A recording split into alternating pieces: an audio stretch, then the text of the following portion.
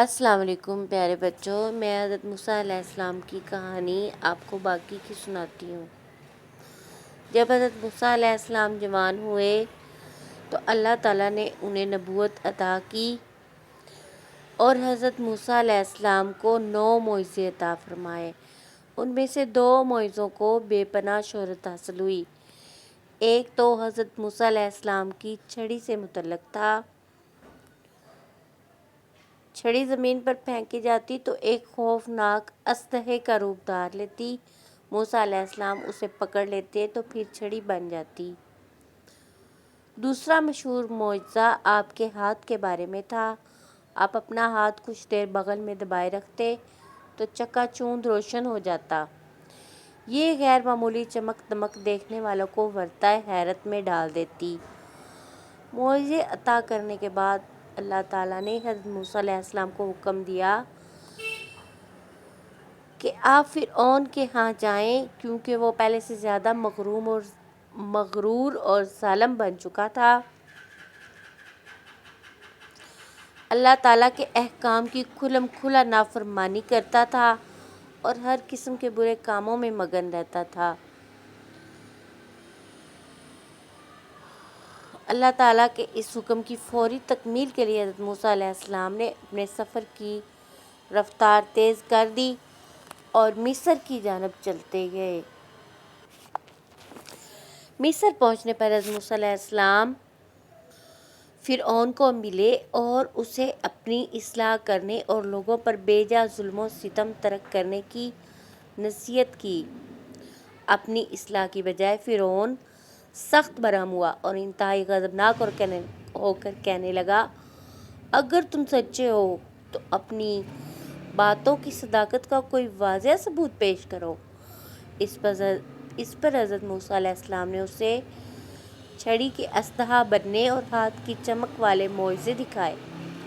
فرعون کی آنکھیں کھلی کی کھلی رہ گئیں، مگر اس نے ان معجزوں کو عام جادو کے شعبدوں سے زیادہ وقت ہی نہیں دی۔ اس نے کہا کہ آپ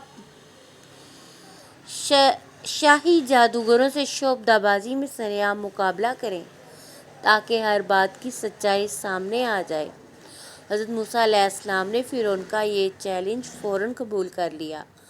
عام اعلان کر دیا گیا کہ فلاں دن فلاں میدان میں شاہی جادوگروں اور حضرت موسیٰ علیہ السلام کے درمیان ایک زبردست مقابلہ ہوگا۔ چنانچہ مقابلہ شروع ہوا۔ پہلے فرعون کے شاہی جادوگر میدان میں داخل ہوئے۔ انہوں نے آتے ہی چند رسیاں اور چھڑیاں زمین پر پھینکی جو دیکھتے ہی دیکھتے سانپوں کا روپ دھار گئیں۔ تماشائی حیران رہ گئے۔ اس کے بعد حضرت موسیٰ علیہ السلام نے اپنی چھڑی زمین پر پھینکی۔ چھڑی ایک خوفناک اسلحہ بن گئی۔ اسلحے نے فوراً جادوگروں کے چھوٹے بڑے سانپ ہڑپ کر لیے۔ اس پر تماشائی حیران رہ گئے۔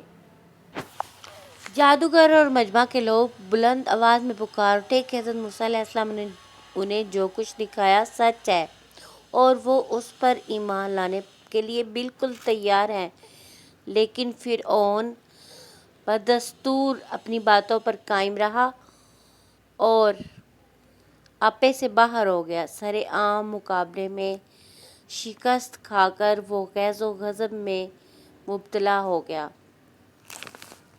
اللہ تعالیٰ نے حضرت موسیٰ علیہ السلام کو حکم دیا کہ وہ اپنے اہل و عیال اور نیک ساتھیوں سمیت مصر سے چپکے سے نکل جائیں۔ آپ نے حکم کی تکمیل کی اور بحیرہ احمر کی طرف بڑھنے لگے۔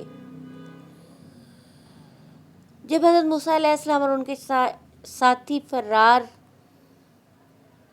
فرار ہونے کی کوشش کر رہے تھے تو فرعون کو اس بات کی خبر پہنچی۔ وہ غصے میں آگ بگولا ہو گیا اور اپنی فوج لے کر حضرت موسیٰ علیہ السلام کا تعاقب کرنے لگا۔ حضرت موسیٰ علیہ السلام نے فرعون کو تعاقب میں آتے دیکھا تو اپنی چھڑی زمین پر زور سے دے ماری۔ پانی کی سطح پھٹ کر 2 حصوں میں تقسیم ہو گئی۔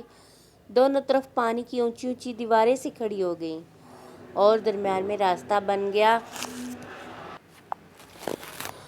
درمیان میں چلنے کے لیے ایک چھوٹا سا راستہ نمودار ہو گیا۔ اس راستے پر چل کر حضرت موسیٰ علیہ السلام ان کے ساتھی پانی سے دوسری طرف سے یروشلم پہنچ گئے۔ فرعون جو ان کے پیچھے آ رہا تھا، جب اس نے اس راستے پر چلنا شروع کیا تو پانی آپس میں مل گیا اور درمیان کا راستہ ختم ہو گیا اور وہ سب لوگ تند و تیز موجوں کی لپیٹ میں آ کر غرق ہو گئے۔ فرعون کی لاش آج بھی عجائب گھر میں موجود ہے اور لوگوں کے لیے عبرت کا نشان ہے۔